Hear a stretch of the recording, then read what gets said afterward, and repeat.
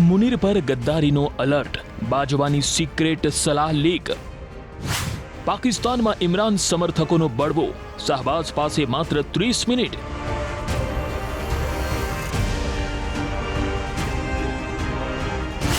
લાહોરથી પેશાવર સુધી પીટીઆઈનો હલ્લાબોલ, इमरान ने मुक्ति की तारीख 27 सितंबर नक्की. 27 सितंबर याद रखना इंशाअल्लाह ताला. अभी प्रोपेगंडे शुरू होंगे. कुछ लोग कहेंगे कि सूबे के हालात खराब हैं. मुझे ये बताएं, इमरान खान साहब चाहिए?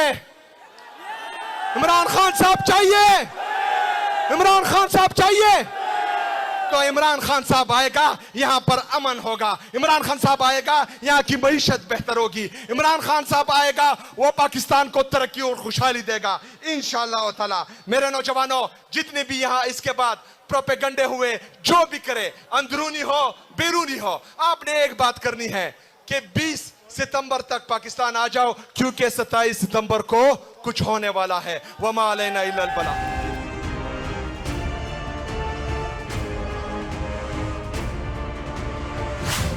ઇમરાનનો ડબલ મોરચો, શહબાઝ અને મુનીરની ઊંઘ હરામ. પાકિસ્તાન એક સાથે અનેક મોરચાઓ પર ફસાયેલું છે. એક સમસ્યાને દબાવવા પ્રયાસ કરવામાં આવે છે, ત્યાં બીજી સમસ્યા સામે આવી જાય છે. ફિલ્ડ માર્શલ આસિમ મુનીર અને પાકિસ્તાનના વડાપ્રધાન શહબાઝ શરીફને જે નવા મોરચે ચિંતામાં મૂક્યા છે, તે મોરચો પાકિસ્તાનના પૂર્વ વડાપ્રધાન ઇમરાન ખાનની પાર્ટી પીટીઆઈએ ખોલ્યો છે. પાકિસ્તાનના પૂર્વ વડાપ્રધાન ઇમરાન ખાનને જેલમાં 3 વર્ષ પૂર્ણ થતા તેમના સમર્થકોએ સમગ્ર પાકિસ્તાનમાં વિરોધ પ્રદર્શન કર્યું. કરાચીથી લઈને દેશના અલગ અલગ વિસ્તારોમાં મોટા પાયે વિરોધ પ્રદર્શન કરવામાં આવ્યા અને ઇમરાન સમર્થકોએ પાકિસ્તાન સરકાર સામે ભારે નારાજગી વ્યક્ત કરી. जब से इन चोरों डाकू लुटेरों को मुल्क पर मुसल्लत किया गया है, पाकिस्तान मुसलसल तबाही की तरफ जा रहा है. हमारी इकोनॉमी कोलैप्स कर गई है. हमारा एक्सपोर्ट तबाह बर्बाद है. हमारा इंपोर्ट तबाह बर्बाद है. किसान रो रहा है, खुदकुशी करने पर मजबूर है. हमारा नौजवान पाकिस्तान छोड़कर जा रहा है. पाकिस्तान छोड़ रहा है. પંજાબ અને સિંધ પ્રાંતમાં પોલીસે કાર્યવાહી કરીને ઇમરાન ખાનના 100થી વધુ સમર્થકોની ધરપકડ કરી. સૌથી મોટી રેલી ખૈબર પખ્તુનવાહની રાજધાની પેશાવરમાં યોજાઈ હતી. અહીં ઇમરાન ખાનની પાર્ટી પાકિસ્તાન તહેરીકે ઇન્સાફ એટલે કે પીટીઆઈની સરકાર છે. ખૈબર પખ્તુનવાહના મુખ્યમંત્રી સોહેલ અફરીદીએ પાકિસ્તાનની શહબાઝ સરકાર પર જોરદાર પ્રહાર કર્યા. સોહેલ અફરીદીએ કહ્યું કે આજે પખ્તૂન રડી રહ્યો છે, આજે બલોચ રડી રહ્યો છે, કાશ્મીરી પણ રડી રહ્યો છે અને પંજાબીઓ પણ શહીદ થઈ રહ્યા છે. આજે કાશ્મીરમાં આપણા ભાઈ બહેનો રસ્તા પર ઉતર્યા છે, તેમના પર પણ ગોળીઓ ચલાવવામાં આવી રહી છે. મારા પાકિસ્તાનીઓ, આ લોકો લોહીના તરસ્યા બની ગયા છે. તેમના માટે માનવ જીવનનું લોહી એટલું સસ્તું થઈ ગયું છે કે તેઓ નિર્દોષ લોકોને મારી નાખે છે અને તેમને કોઈ શરમ પણ નથી આવતી.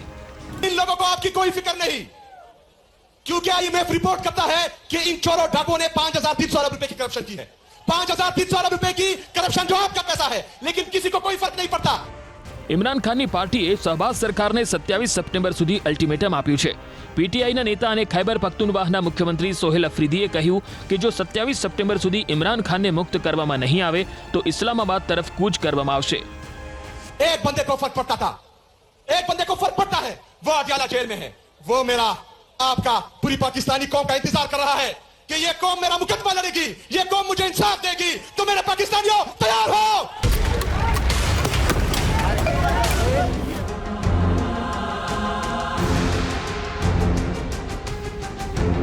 એક તરફ ઇમરાન ખાનની પાર્ટીએ શહબાઝ સરકાર વિરુદ્ધ રસ્તા પર મોરચો ખોલ્યો છે, તો બીજી તરફ પાકિસ્તાનના પત્રકાર મોઈદ પીરઝાદાએ એક મોટો દાવો કર્યો છે. દાવો એવો છે કે ઇમરાન ખાને ઓગસ્ટ 2022માં જણાવ્યું હતું કે જનરલ કમર જાવેદ બાજવાએ તેમને આસિમ મુનીર અંગે એક મહત્વપૂર્ણ સલાહ આપી હતી. સલાહ એ હતી કે ઇમરાન ખાન આસિમ મુનીરને આર્મી ચીફ ના બનવા દે. બાજવાનું કહેવું હતું કે આસિમ મુનીર માનસિક રીતે અસ્થિર છે અને તે પાકિસ્તાનને નુકસાન પહોંચાડી શકે છે. एक बहुत ही सिंपल चीज़ मैं बता देता हूँ कि अगस्त में मेरा ख्याल है 2022 में बनी गाला में एक मीटिंग हुई थी, जिसमें मैं भी था, मोहम्मद मालिक भी थे, उसमें काशिफ भी थे, उसमें महर भी थी, उसमें हबीब अकरम भी थे, उसमें और भी बहुत से लोग थे. 10 थे पूरे के पूरे. तो वहाँ पर मोहम्मद मालिक साहब ने एक डिस्कशन इनिशिएट की थी बुशरा बीबी के हवाले से और आसिम मुनीर साहब के हवाले से. तो आगे से इमरान खान ने बातें करते करते एक बात ये भी कही कि जनरल बाजवा हमें ये कहते थे, जनरल बाजवा ने मुझे ये कहा कि आसिम मुनीर को आर्मी चीफ नहीं होना चाहिए, इसलिए कि आसिम मुनीर जहनी तौर पे स्टेबल नहीं है, इसलिए कि ये इमोशनली डिस्टर्ब्ड है और ये अजीब अजीब बातें करता है। आर्मी चीफ बन जाएगा तो बहुत ही ज़्यादा टर्बुलेंस हो जाएगी। बिल्कुल सही। आप ये जनरल बाजवा से पूछा आपने कभी, जनरल बाजवा से पूछे ना कि क्या आपने कभी आसिम मुनीर के बारे में ऐसी बात की थी, और बात तो बिल्कुल सही साबित हुई है। પાકિસ્તાનમાં જનરલ વર્સિસ જનરલનું યુદ્ધ, મુનીર પર બાજવાનો ગદ્દાર એલર્ટ, માર્શલ મુનીરની નબળી નસનો ખુલાસો, મુનીર ફસાવી દેશે ઇમરાનને ખબર હતી, ઇમરાનનું મુનીર બ્લન્ડર પાકિસ્તાન તોડી રહ્યું છે।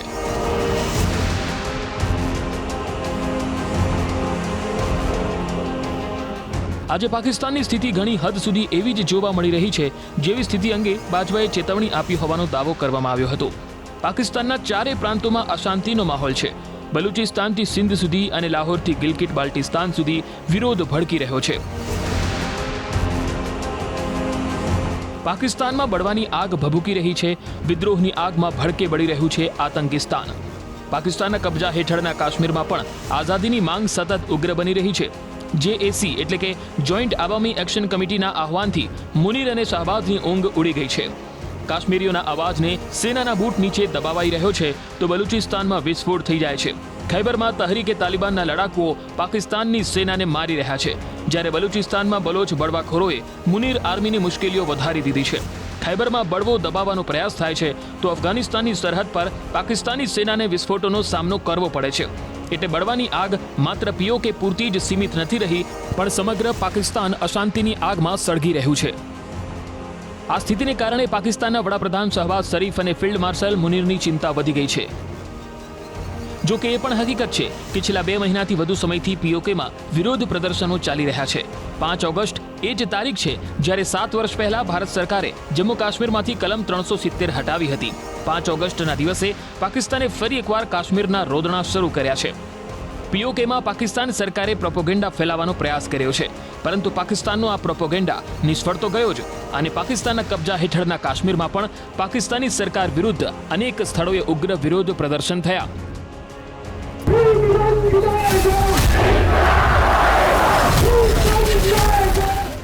મુજફરાબાદ, રાવલકોટ, કોટલી, નીલમ વેલી સહિત અનેક વિસ્તારોમાં કાશ્મીરીઓ પાકિસ્તાન સરકાર વિરુદ્ધ રસ્તા પર ઉતરી આવ્યા છે। દાવો કરવામાં આવી રહ્યો છે કે નીલમ વેલીમાં સુરક્ષા દળોએ પ્રદર્શનકારીઓ પર અંધાધૂંધ ગોળીબાર કર્યો।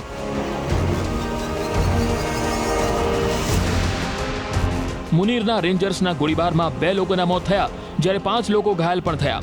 આ પછી પાકિસ્તાનના કબજા હેઠળના કાશ્મીરમાં છેલ્લા 2 મહિનાથી ચાલી રહેલા વિરોધ પ્રદર્શનોમાં મૃત્યુઆંક 131 સુધી પહોંચી ગયો છે।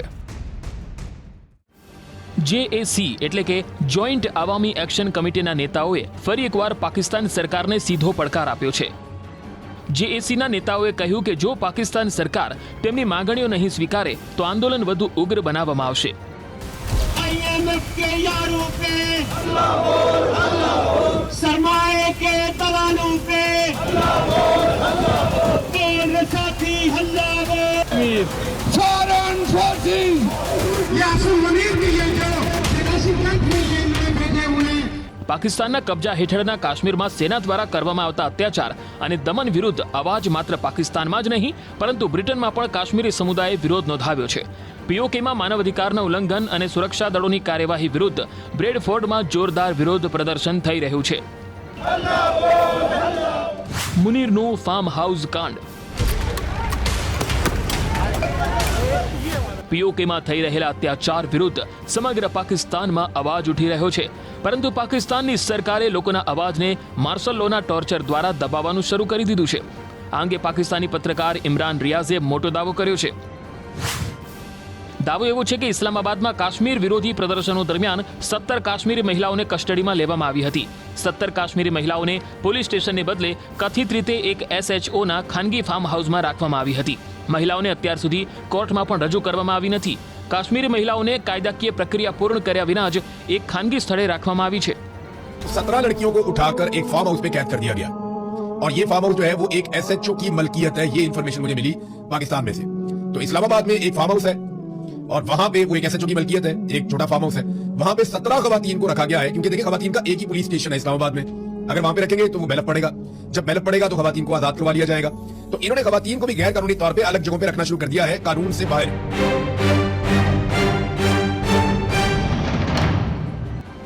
પાકિસ્તાન સરકાર અને ફિલ્ડ માર્શલ મુનીરની સેનાએ લોકોનો અવાજ દબાવવા માટે તમામ હદો પાર કરી દીધી છે. પરિસ્થિતિનો અંદાજ એ વાત પરથી લગાવી શકાય છે કે લાહોર હાઈકોર્ટની બહાર રિપોર્ટિંગ કરી રહેલા રિપોર્ટરને પણ છોડવામાં આવી રહ્યો નથી. પાકિસ્તાની પોલીસે રિપોર્ટરના માથા પર લાઠી મારી અને તેને કસ્ટડીમાં લઈ લીધો.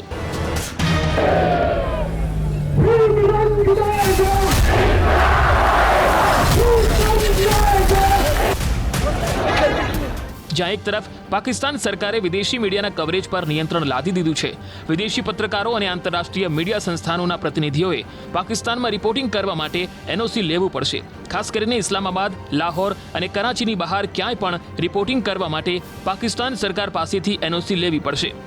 બીજી તરફ સોશિયલ મીડિયા પર પાકિસ્તાન ફેડરલ ઇન્વેસ્ટિગેશન એજન્સી સાથે જોડાયેલા એક નવા દાવાએ હંગામો મચાવી દીધો છે. દાવો છે કે FIA ને એરપોર્ટ પર મુસાફરોના mobile phone, call log, message અને સોશિયલ મીડિયા ચેક કરવાનો અધિકાર આપવામાં આવ્યો છે. જો કે બદનામી થતી જોઈને પાકિસ્તાને આ મામલે સ્પષ્ટતા પણ કરી છે. સ્પષ્ટતામાં કહેવામાં આવ્યું છે કે AI પ્રોફાઇલિંગ બાદ માત્ર હાઈ રિસ્ક મુસાફરોના મોબાઈલ ફોનની તપાસ કરવામાં આવશે.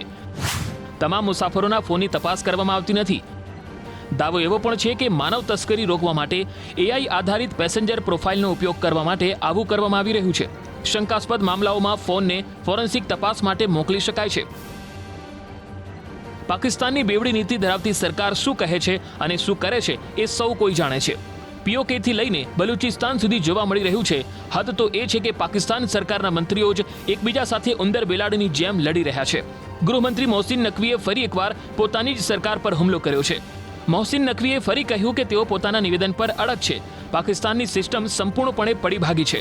જો કે થોડા જ સમયમાં નકવીને પોતાની ખુરશીની ચિંતા સતાવા લાગી અને તેઓ પોતાની વાતને ગોળ ગોળ ફેરવવા લાગ્યા. हुकूमत का मुस्तकबिल बिल्कुल 5 साल पूरे करेंगे. शहबाज साहब 5 साल प्राइम मिनिस्टर रहेंगे.